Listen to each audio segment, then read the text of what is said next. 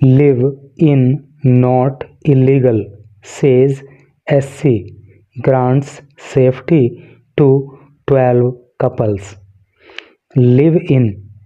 देखो लिव इन का मतलब होता है साथ साथ रहना। यहाँ पे जो सेंस है वो लिव इन रिलेशनशिप का है। और लिव इन रिलेशनशिप को आप जानते होंगे कि जब एक महिला एक पुरुष या एक लड़का एक लड़की बिना शादी किए हुए एक दूसरे के साथ पति पत्नी की तरह रहते हैं तो उसको लिव इन रिलेशनशिप कहा जाता है। तो उसी के संबंध में यहाँ पे बात हो रही है। Live in not illegal, illegal का अर्थ होता है गैर कानूनी,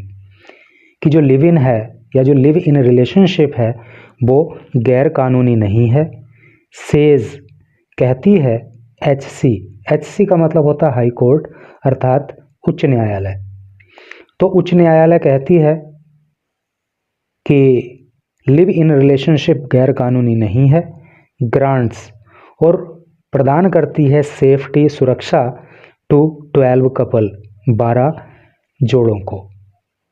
तो हाई कोर्ट कहती है कि लिव इन रिलेशनशिप गैर कानूनी नहीं है और 12 जोड़ों को 12 कपल्स को सुरक्षा प्रदान करती है। बहुत ही इंफॉर्मेटिव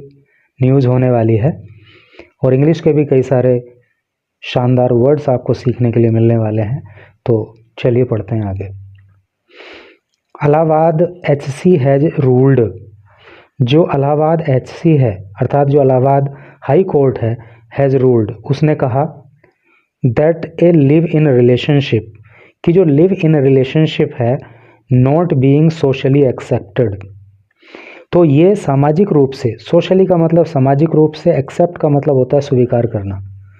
तो हालांकि इसको सामाजिक रूप से स्वीकार नहीं किया गया है, डज नॉट मीन,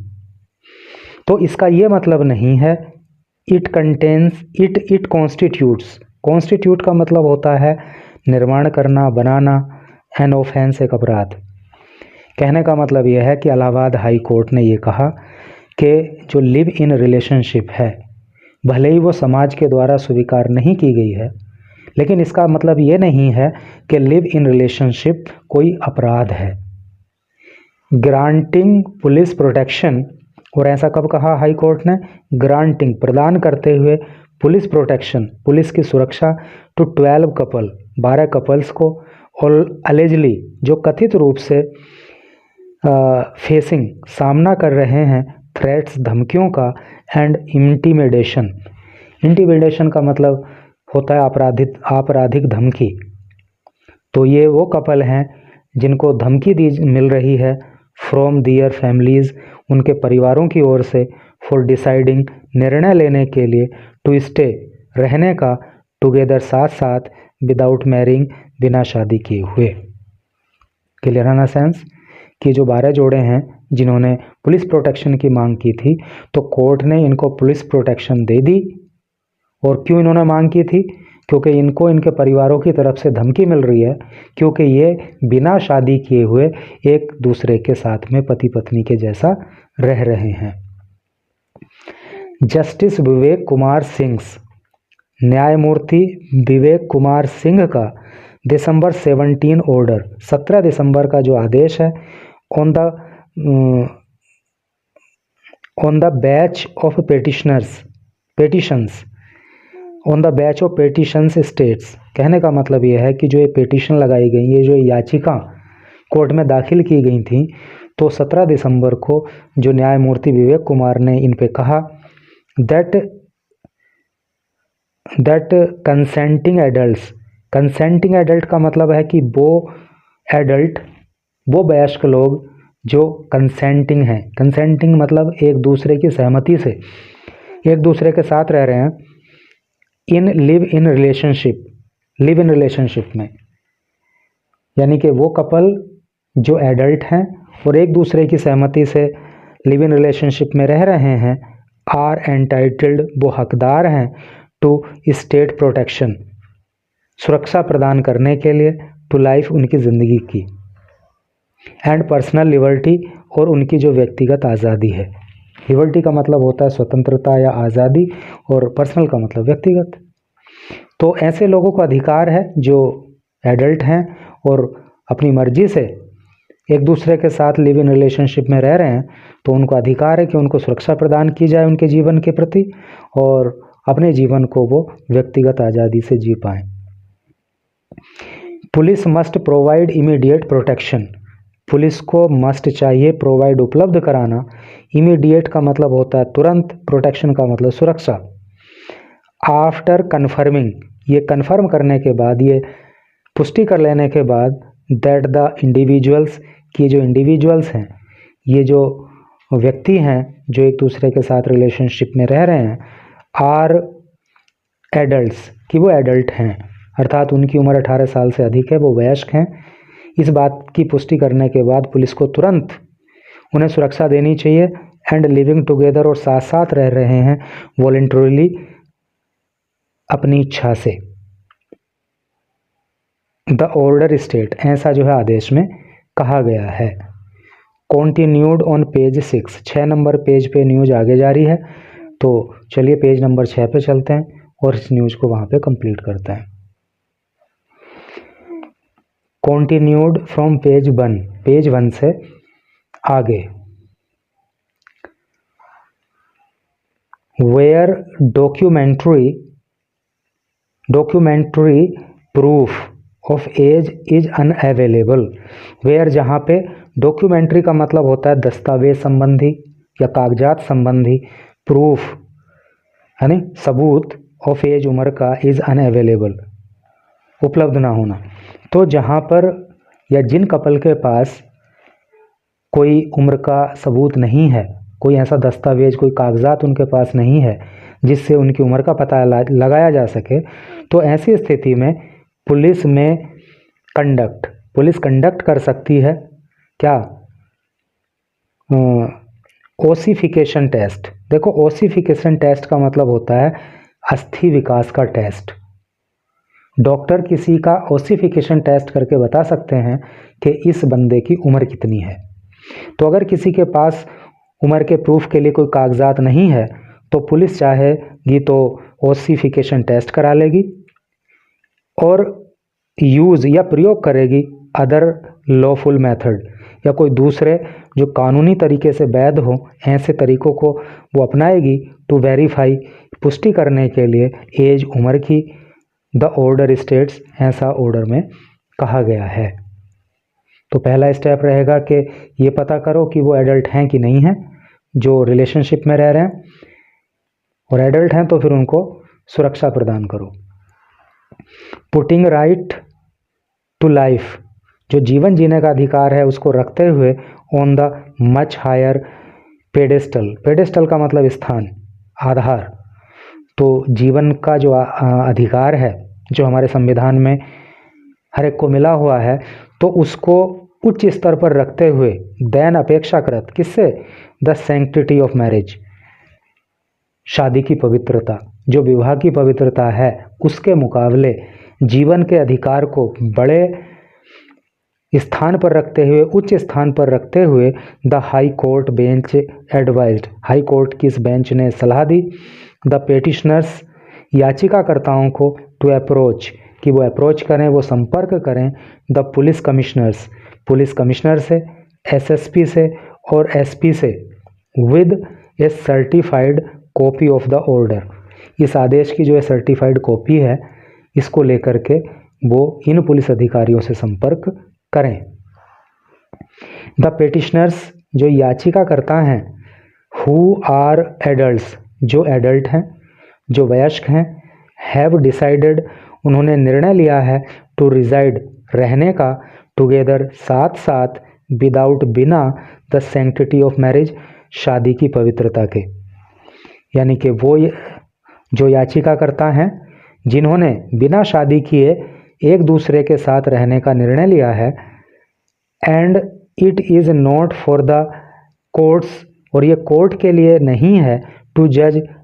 तय करना, देम, उनके लिए, टू दियर डिसीजन, उनके निर्णय को। कहने का मतलब यह है कि भाई अगर कोई एडल्ट है और उसने अपनी मर्जी से एक दूसरे के साथ रहने का निर्णय लिया है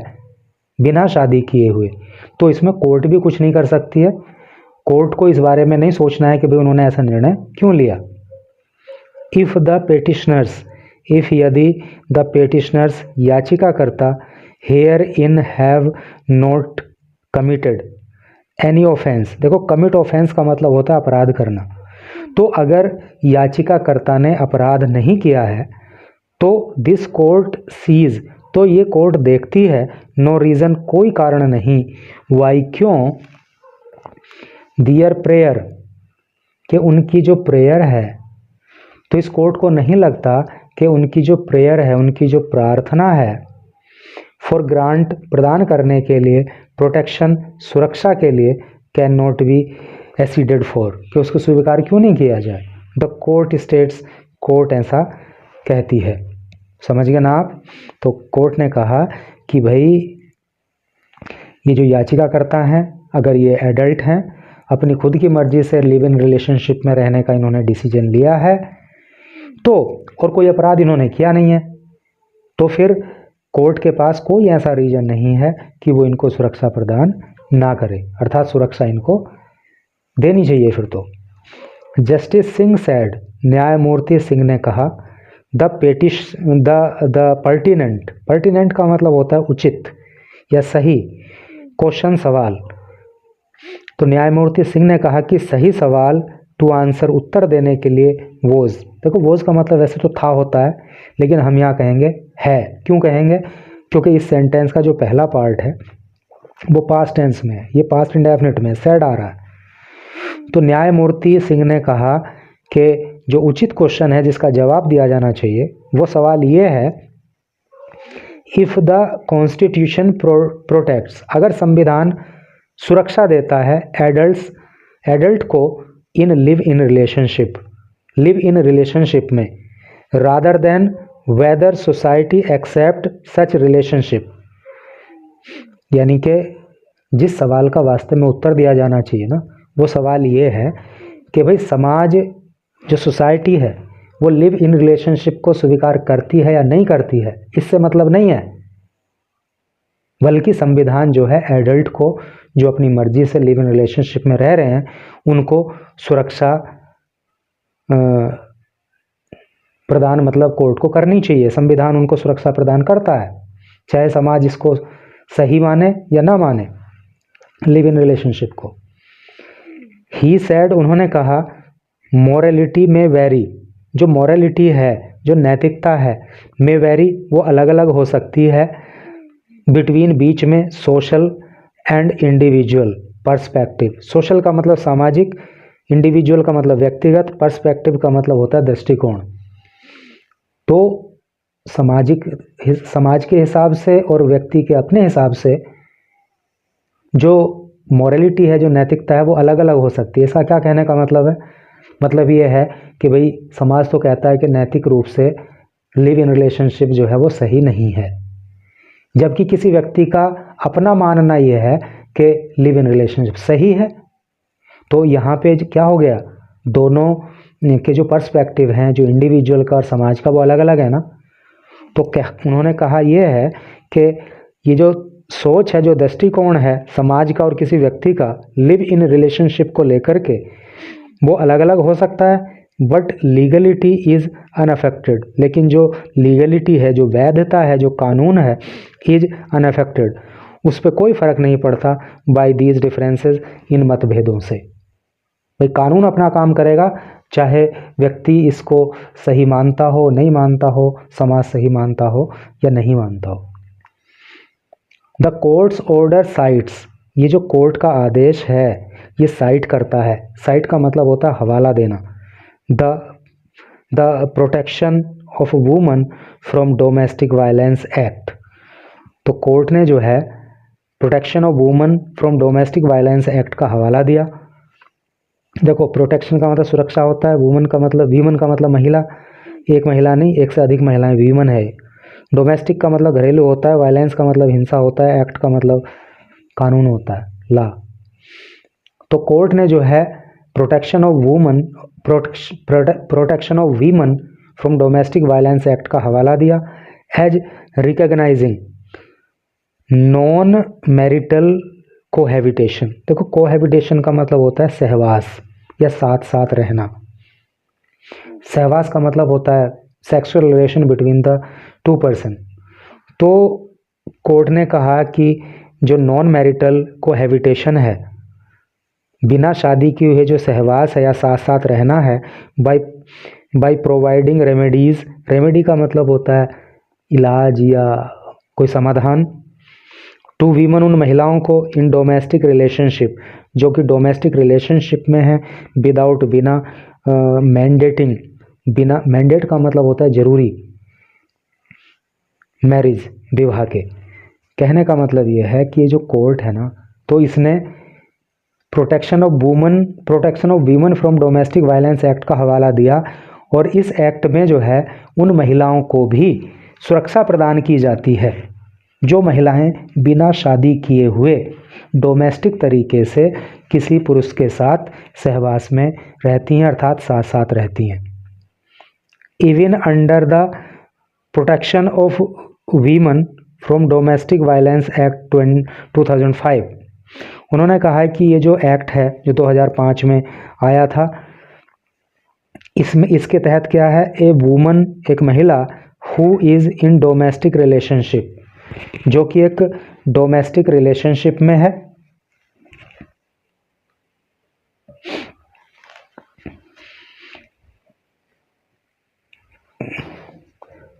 एक महिला जो कि डोमेस्टिक का मतलब घरेलू होता है भाई, जो कि डोमेस्टिक रिलेशनशिप में है, हैज बीन प्रोवाइडेड प्रोटेक्शन, तो उसको भी एक्ट प्रोटेक्शन प्रोवाइड कराता है, उसको भी एक्ट, उस महिला को भी सुरक्षा प्रदान कराता है, मेंटेनेंस और गुजारा भत्ता भी प्रदान कराता है, ईटीसी आदि आदि। तो कहने का मतलब यह है कि जब प्रोटेक्शन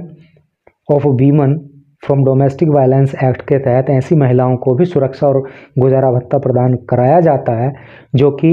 डोमेस्टिक तरीके से किसी के साथ रिलेशनशिप में रहती हैं, तो फिर लिव इन रिलेशनशिप के जो कपल हैं उनको क्यों नहीं प्रोवाइड कराई जानी चाहिए सुरक्षा। The word wife has not been used under the said act, it says, the word, शब्द वाइफ, पत्नी, हैज़ नॉट बीन यूज्ड, प्रयोग नहीं किया गया, अंडर द सैड एक्ट, इस एक्ट में, जो एक्ट की अभी हम बात कर रहे थे, इट सेज, ऐसा कोर्ट ने कहा। यानी कि पत्नी शब्द का यूज नहीं है कि भाई पत्नी को ही सुरक्षा मिलेगी या पत्नी को ही गुजारा भत्ता मिलेगा। कहने का मतलब यह है कि जो मर्जी से एडल्ट है और डोमेस्टिक रिलेशनशिप में भी अगर कोई महिला रह रही है तो उसको भी ये सब चीज़ पाने का अधिकार है। द रूलिंग ऑल्सो रेफर्स, जो रूलिंग है ऑल्सो रेफर्स, ठीक है, उसने कहा, उसने हवाला दिया या उसने जिक्र किया, यानी कि ये जो आदेश जारी किया कोर्ट ने, तो इसमें जिक्र किया गया है to SC order, supreme court के आदेशों का, अफर्मिंग, जिसमें अफर्म किया गया है, जिसमें पुष्टि की गई है, दैट की right to choose a partner, कि अपने पार्टनर का चुनाव करना फॉर्म, निर्माण करता है, part of right to life, जीवन जीने के अधिकार को, एंड पर्सनल लिबर्टी, और व्यक्तिगत आज़ादी को, अंडर आर्टिकल 21, आर्टिकल 21 के तहत, जो किस लिए होता है, राइट टू लाइफ, जीवन जीने का अधिकार, एंड पर्सनल लिबर्टी, और स्वतंत्रता का अधिकार। तो हाई कोर्ट के आदेश में कहा गया है कि भाई जो आर्टिकल 21 है, जो हमें जीवन जीने का अधिकार और आज़ादी का अधिकार देता है, तो उसमें यह भी कहा गया है कि अपने जीवन साथी का चुनाव करना वो राइट टू लाइफ के तहत आता है। इट मेंशंस, इट यह है मेंशन करता है, ये जिक्र करता है, ये बताता है, दैट की ब्लॉकिंग, रोक देना, सच ए चॉइस, कि किसी की चॉइस को रोक देना, अर्थात किसी को उसका जीवन साथी चुनने से उस पर प्रतिबंध लगा देना, वुड अफेक्ट, प्रभावित करेगा, बोथ, दोनों ही को, ह्यूमन राइट, मानव अधिकारों को, एंड कॉन्स्टिट्यूशनल फ्रीडम, और संवैधानिक आज़ादी को। तो अगर किसी व्यक्ति से ये अधिकार छीन लिया जाए कि वो अपनी मर्जी से अपना जीवन साथी नहीं चुन सकता, तो इसका मतलब तो ये हो जाएगा कि उसके ह्यूमन राइट का भी वायलेशन हो रहा है और जो कॉन्स्टिट्यूशनल फ्रीडम है उसका भी वायलेशन हो रहा है। जस्टिस सिंह मेंशन्ड, जो न्यायमूर्ति सिंह हैं, उन्होंने मेंशन किया, उन्होंने जिक्र किया, अदर हाई कोर्ट्स बेंचेज, दूसरी हाई कोर्ट की बेंचेज का, पीठों का, रिफ्यूजिंग, जिन्होंने इनकार कर दिया था प्रोटेक्शन, सुरक्षा देने से, टू लिव इन कपल को, यानी कि वो कपल जो लिव इन रिलेशनशिप में रहते हैं। ही सेड, उन्होंने कहा, दैट कि इफ यदि द एडल्ट, कि अगर adult petitioner did not commit any offence, तो उन्होंने कहा कि अगर कोई एडल्ट पेटिशनर है, ये जो एडल्ट पेटिशनर है, अगर उन्होंने कोई अपराध नहीं किया है, there was no legal basis, तो कोई कानूनी अधिकार नहीं बनता, टू डिनाई, मना कर देने का या इनकार कर देने का, दियर रिक्वेस्ट, उनकी रिक्वेस्ट को, उनकी प्रार्थना को। यानी कि उन्होंने जो प्रार्थना की है कि हमें सुरक्षा प्रदान की जाए, तो उनकी इस रिक्वेस्ट को स्वीकार ना करने के लिए कोई आधार ही नहीं है, जब वो अपराधी नहीं है तो। और कॉन्स्टिट्यूशन आर्टिकल 21 के तहत आज़ादी देता है कि व्यक्ति अपनी मर्जी से अपने पार्टनर को चुन सकता है और वो लिव इन रिलेशनशिप में भी रह सकता है अगर वो एडल्ट है तो। देयरफॉर, इसलिए, विद ड्यू रेस्पेक्ट, इसलिए सम्मान करते हुए, टू द जजमेंट्स, निर्णयों का, रेंडर्ड, जो दिए गए, बाय द कोऑर्डिनेट बेंचेज, जो सहयोगात्मक बेंच रही, पीठ रही, उनके द्वारा, दैट हैव डिनाइड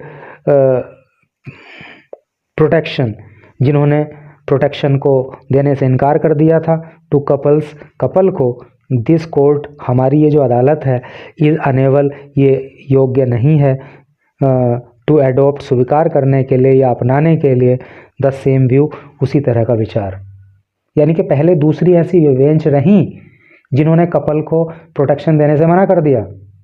लेकिन हम जो हैं इस विचार से सहमत नहीं हैं, हम अयोग्य हैं कि हम इस विचार को स्वीकार कर पाएंगे, हम स्वीकार नहीं कर पाएंगे, हम सुरक्षा प्रदान करेंगे, क्योंकि संविधान के अनुसार उन्होंने कोई अपराध नहीं किया है और जीवन जीने का जो अधिकार है या जो राइट टू लिबर्टी है, तो उसके तहत जो है मतलब आज़ादी है कि वो किसी को चुन सकते हैं, जी सकते हैं अपनी तरह से। तो इस तरह से करके न्यूज़ थी भाई। थोड़ा लंबा समय लगा क्योंकि बहुत माइन्यूटली, बहुत बारीकी से मैंने अंदर घुस के चीज़ों को समझाने का आपको प्रयास किया है। एंड आई होप कि जिसने भी लास्ट तक पढ़ा होगा तो सारी चीज़ें उसको क्लियर हो गई होंगी, और जिसने भी इसको लास्ट तक पढ़ा है तो उन सब से मेरा